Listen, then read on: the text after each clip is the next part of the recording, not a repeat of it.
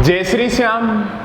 आज हमारा टॉपिक रहेगा बीएससी फाइनल फिजिक्स का पेपर फर्स्ट की यूनिट 5 का लेक्चर नंबर 12 रहेगा। और आज हम डिस्कस करेंगे दृढ़ घूर्णि के आइगन मान तथा आइगन फलन क्या होते हैं। फर्स्ट पॉइंट रहेगा अपना दृढ़ घूर्णि के आइगन फलन। ठीक है, अब इससे पहले थोड़ा सा रिवाइज कर लेते हैं। बी दृढ़ घूर्णि क्या होता है। बी अपने पढ़ा था भी कोई द्विपरमाणु का अणु दृढ़ घूर्णि कहलाएगा यदि वो उन कंडीशनों का पालन करे। कौन सी कंडीशन?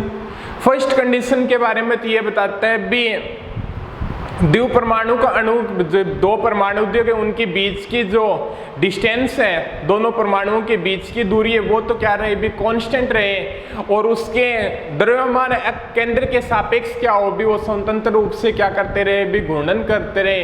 यदि वो इन कंडीशनों का पालन करते हैं तो वो द्विपरमाणु का अणु क्या कहलाता है भी दृढ़ घूर्णि या दृढ़ घूर्णक कहलाता है। ठीक है, तो उस कंडीशन के लिए अपने आइगन फलन और आइगन मान को ज्ञात करना है। तो अपने क्या है भी एक दृढ़ घूर्णि के लिए तरंग समीकरण निकाली थी। देखो उसके बाद में सॉल्यूशन थोड़ी सी तरंग समीकरण के बारे में बता देते हैं भी। ये थी अभी अपनी -h²/2μ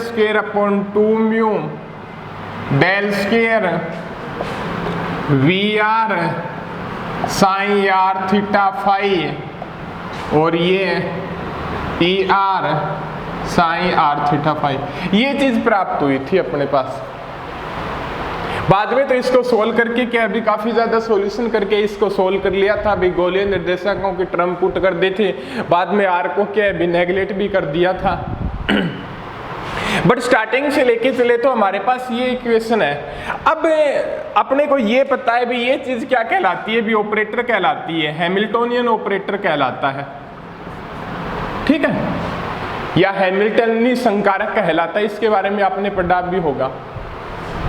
अब एक चीज ये बताता है भी यदि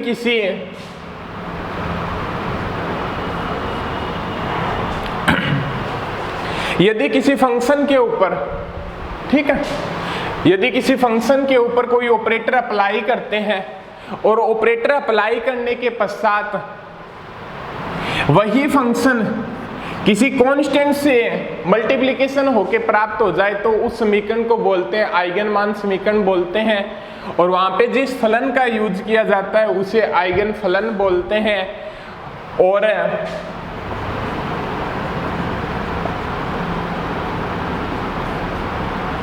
और उस कांस्टेंट को बोलते हैं भी आइगन मान बोलते हैं। तो यहां हम आइगन फलन को डेराइव करेंगे, आइगन मान को डेराइव करेंगे, फिर चर्चा करते हैं भी आइगन फलन और आइगन मान के बारे में। तो अपने आइगन मान क्या होगा भी इसका साइन आर थीटा फाई है और वहां पे नेगलेक्ट करके अपने क्या है भी आर को किसी टर्म के अकॉर्डिंग क्या उसे नेगलेक्ट हो गया था तो वहां पे साइन थीटा फाई है भी। ये क्या था भी आपका आइगन फलन था। इसकी वैल्यू को डेराइव करना है। अब क्या है विचारों की पृथक्करण विधि की सहायता से साइन थीटा फाई को अलग अलग कर लिया। तो अलग अलग करेंगे तो आपके सामने क्या प्राप्त होगा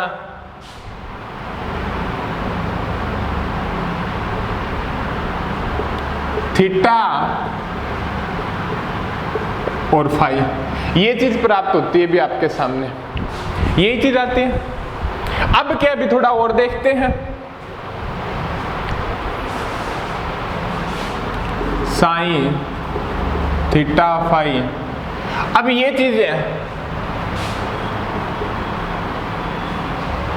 इसकी वैल्यू हमने क्या निकाली थी भी NGM PGM कोस थीटा और इसकी वैल्यू हमारे पास क्या प्राप्त हुई थी भी e की पावर है आयोटा m फाई। ये चीज प्राप्त हुई थी। यहां पे NGM क्या कहलाता था भी परसमान्यकरण नियतांक कहलाता था। P J M cos theta यहाँ पे क्या कहलाता था अभी लेजेंड्रे बहुपद कहलाता था। यहाँ पे जे क्या था, अभी गुणन क्वांटम संख्या था जिसकी वैल्यू 0 1 2 3 4 5 6 थी। m यहाँ पे क्या अभी कांस्टेंट था जिसकी वैल्यू क्या अभी 0 +- 1 +- 2 +- 3 +- 4 से लेके क्या अभी इस प्रकार से थे। अब क्या अभी इस इक्वेशन को हमें सोल्व करते हैं। ये आगे क्या अभी e की पावर आयोटा m5 है, ठीक है। और आयोटा यहाँ पे क्या अभी इमेजिनरी पार्ट को शो करता है और आयोटा स्क्वायर की वैल्यू क्या होती है अभी -1 होती है। अब क्या है भी यहाँ पे सबसे पहले इस इक्वेशन को सोल्व करना है। भी नंबर मान लो क्या है भी इक्वेशन नंबर 1 मान लो और एनजीएम का क्या है भी मान निकाल सकते हैं अपने परसमान्यकरण प्रतिबंध की सहायता से। तो परसमान्यकरण प्रतिबंध क्या हो जाएगा,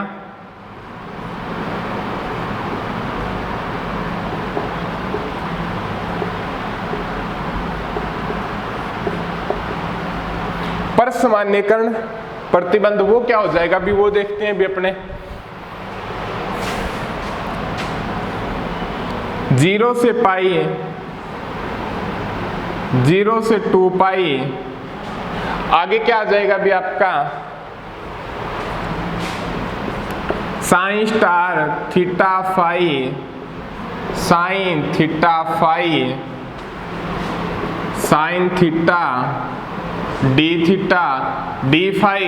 ये तो हो गए भी गोलीय निर्देशांकों की टर्म के अंदर। वैसे तो क्या है भी अपने sine star theta phi, sine theta phi, इस प्रकार डी थीटा लिखे किसी कण के पाए जाने की प्रायिकता का फॉर्मूला अपने काफी ज्यादा बार भी परसमान्यकरण प्रतिबंध के अंदर पढ़ा है भी किसी कण के पाए जाने की प्रायिकता के बारे में। तो ये हो गई भी किसी कण के पाए जाने की प्रायिकता गोलीय निर्देशांकों की टर्म के अंदर वो रिलेशन हो गया। और यदि ये 1 के बराबर प्राप्त होता है तो इसको बोलते हैं भी परसमान्यकरण प्रतिबंध बोलते हैं। ये चीज क्या है भी आपको पता भी है। अब क्या भी उसके बाद में इसको सोल्व करते हैं। तो सोल्व करेंगे तो भी आपके सामने क्या प्राप्त होगा, इसको दे दो समीकरण 2।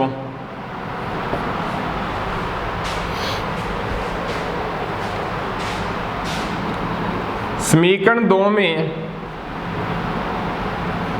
समीकरण 1 का मान रखने पर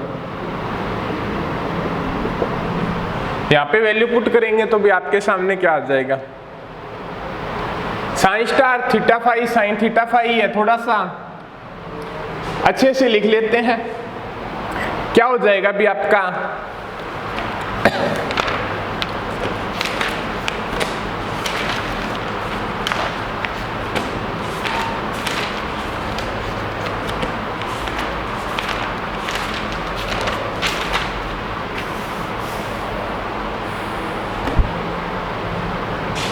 एनजीएम में ये चीज क्या अभी कांस्टेंट है, ठीक है। तो sine star theta phi, sine theta phi, इसको इस प्रकार से भी लिख सकते हैं अपने एनजीएम की स्क्वायर, ठीक है। और 0 से पाई किसकी यूनिट है, थीटा की यूनिट है। तो यहां से क्या हो जाएगा भी आपका PGM cos theta square sine theta D theta और 0 से 2 पाई, वो क्या हो जाएगा भी आपका e की पावर आयोटा m5 की स्क्वायर d5। ये चीज क्या है आपके सामने निकल के आ जाएगी इक्वल टू 1। थोड़ा सा मैं आपको बता दूं भी, थोड़ा सा शॉर्ट लेके चल चुके हैं भी, साइन थीटा फाई हो गया, ठीक है, और साइन स्टार थीटा फाई हो गया। इसका साइन स्टार थीटा फाई निकालेंगे और फिर साइन थीटा डी फाई से मल्टीप्लिकेशन करेंगे, वो चीज यहाँ पे पुट करेंगे, फिर किसको क्या भी अलग अलग कर देंगे। एक चीज आपको पता भी होगा भी ये क्या होता है भी आपका साइन थीटा फाई या भी साइन एक्स मान लो, मैग्नीट्यूड की स्क्वायर क्या होती है भी आपकी साइन स्टार एक्स है, साइन एक्स ही होती है। तो वही चीज है भी आपकी एनजीएम हो गया पीजीएम कोस थीटा हो गया, e की पावर आयोटा एम फाई हो गया। इस प्रकार से लिख सकते हैं, वो ही दोनों टर्म आ जाएगी, बाद में क्या अभी मल्टीप्लिकेशन फैक्टर आ जाएगा। ठीक है, अब देखिएगा अभी उससे आगे n JM की स्क्वायर 0 से पाई PJM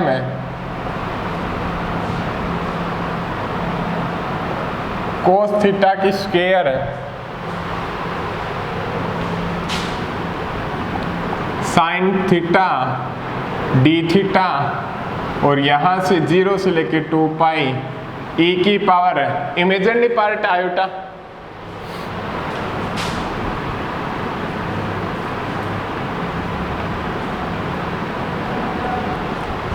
यही होगा भी, एक बार साइन स्टार का कंजुगेट आ जाएगा और ये आ जाएगा, यही चीज प्राप्त होगी भी आपके सामने। D phi equal to 1। ठीक है, साइन स्टार साई होता है भी, इस टर्म का क्या भी, एक बार फंक्शन ये हो गया, एक बार फंक्शन का क्या भी कंजुगेट हो गया, यही चीज प्राप्त होती है।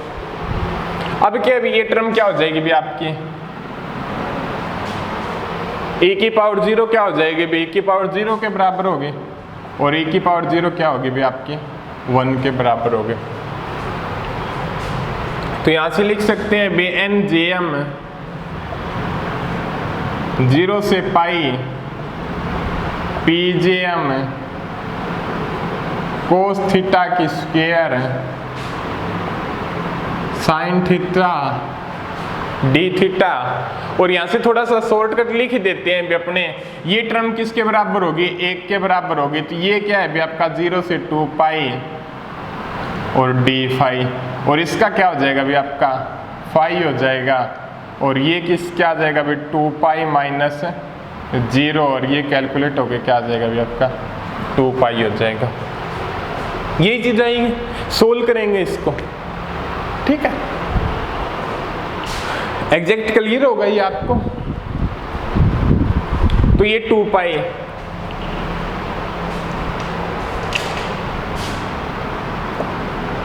या तो आगे लिख तो 2 पाई, और ये क्या हो गया अभी आपका 1 के बराबर हो गया। अब देखिएगा, अब ये तो टर्म होगी भी, इसका आप वैल्यू निकाल सकते हो भी, इसकी वैल्यू क्या है भी आप याद रख लेना। वो वैल्यू क्या होगी भी, इस समाकलन को सोल्व करते हैं तो उसकी वैल्यू क्या हो जाएगी भी आपके पास 0 से पाई PJM कोस थीटा की स्क्वायर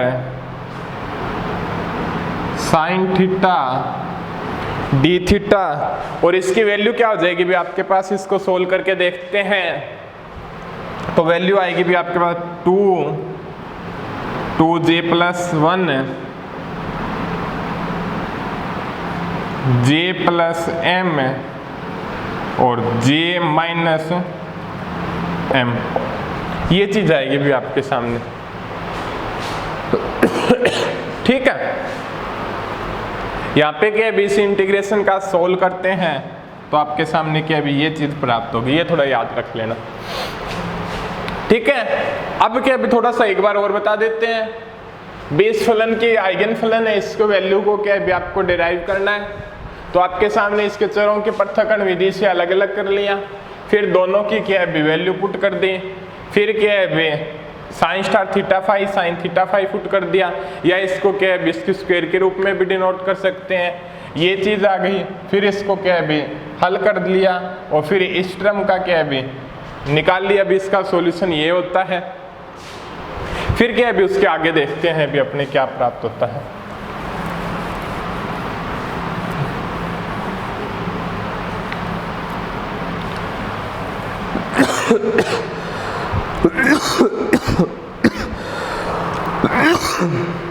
देखिएगा अभी उसके आगे क्या चीज प्राप्त होती है। अभी 2 पाई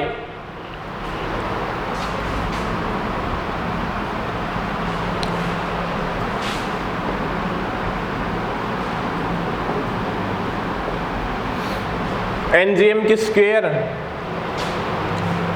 आगे ये टर्म दी गई है, ये भी लिख दो आप, 2j+1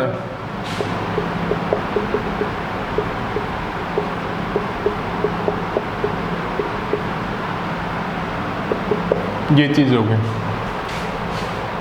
ठीक है, क्लियर है यहां तक?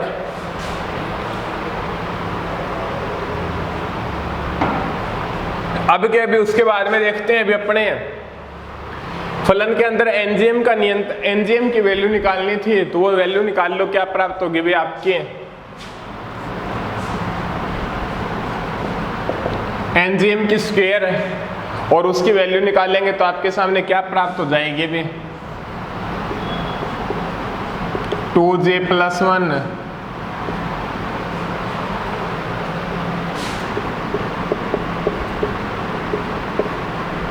j-m 4π m, ये चीज प्राप्त हो जाएगी भाई। एनजीएम की स्क्वायर क्या हो जाएगी भाई, इधर 2j+1 चला जाएगा, ये इधर चला जाएगा, 2 दूनी 4 होके ये इसके क्या भी नीचे की तरफ आ जाएगा।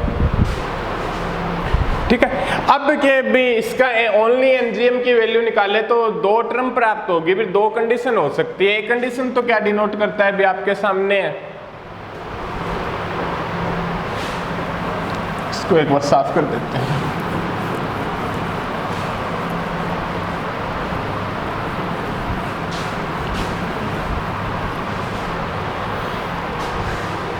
एक तो फर्स्ट कंडीशन क्या हो जाएगी, यदि एनजीएम,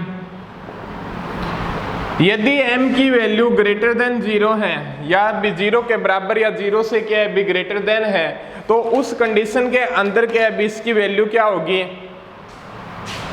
-1 की पावर m 2j+1, ये चीज हो जाएगी 4π।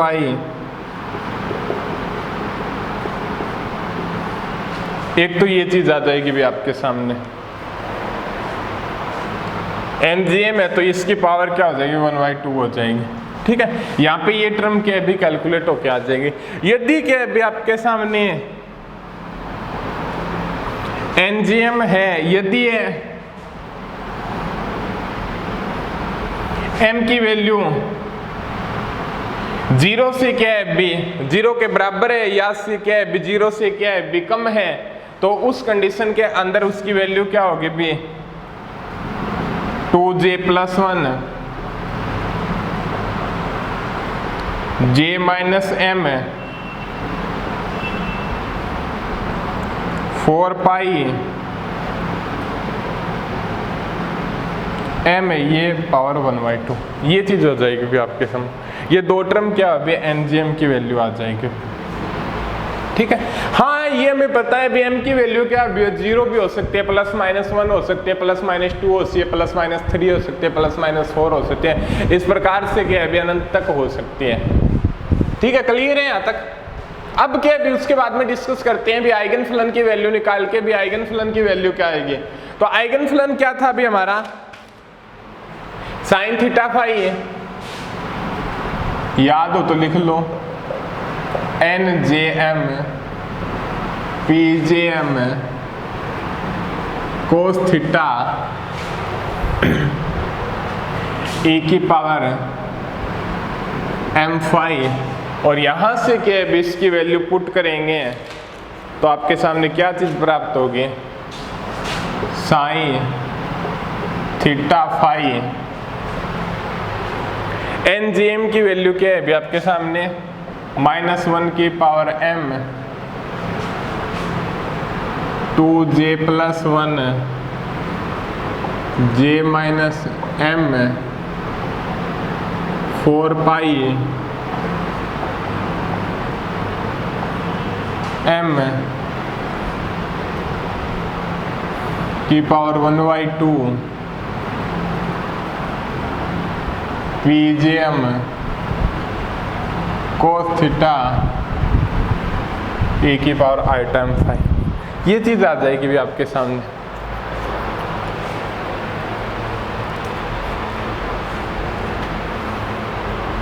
ठीक है, ये क्या कहलाता है भी आपका दृढ़ घूर्णि का आइगन फंक्शन है। और यहाँ पे कंडीशन क्या है भी m की वैल्यू क्या होनी चाहिए, 0 के बराबर या 0 से क्या होनी चाहिए भी ग्रेटर देन होनी चाहिए। 0 के बराबर या 0 से लेस देन लिखो तो आपके भी इसकी वैल्यू को यहाँ पे -1 की पावर m हटा देना। ये तो हो गया भी आपका दृढ़ घूर्णि के आइगन फलन के बारे में कंडीशन। अब क्या है भी अगले लेक्चर के, अब इसी लेक्चर के अंदर डिस्कस करते हैं भी दृढ़ घूर्णि के आइगन मान क्या होंगे, दृढ़ घूर्णि के आइगन मान।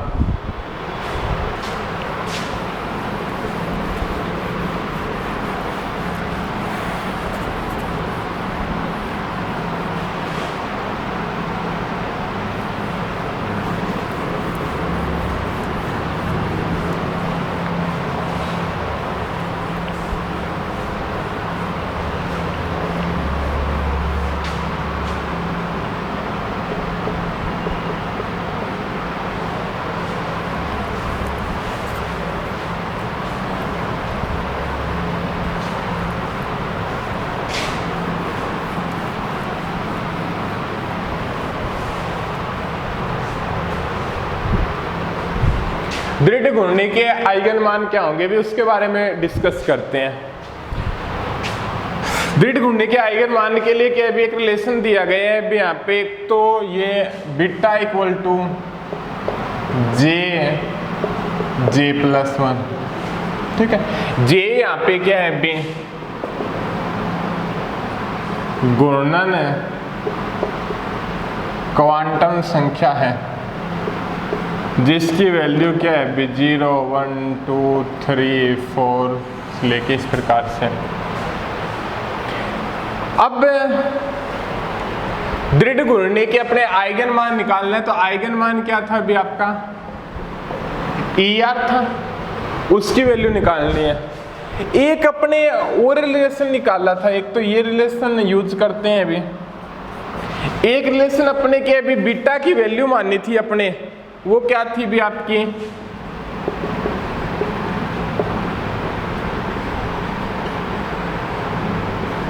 (2IER(h²) था।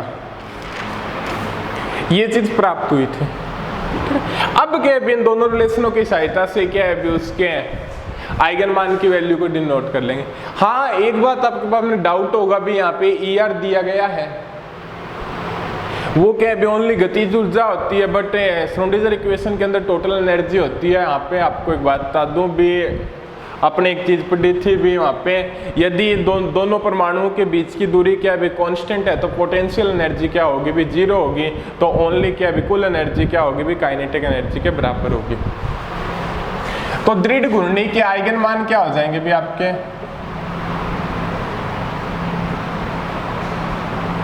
दृढ़ घूर्णि के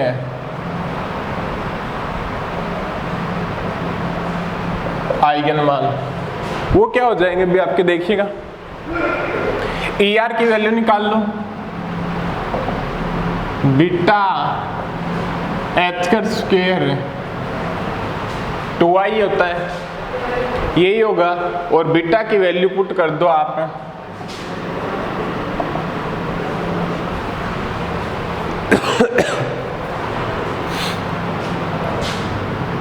h² अपॉन 2i J+1 ये चीज हो जाएंगी, ठीक है। और यहाँ पे ये कहलाता है भी दृढ़ घूर्णि के आइगन मान, ठीक है। और यहाँ पे जो ER की जगह कई बार के भी काफी ज्यादा बार EJ भी यूज कर लेते हैं और ER भी यूज कर लेते हैं भी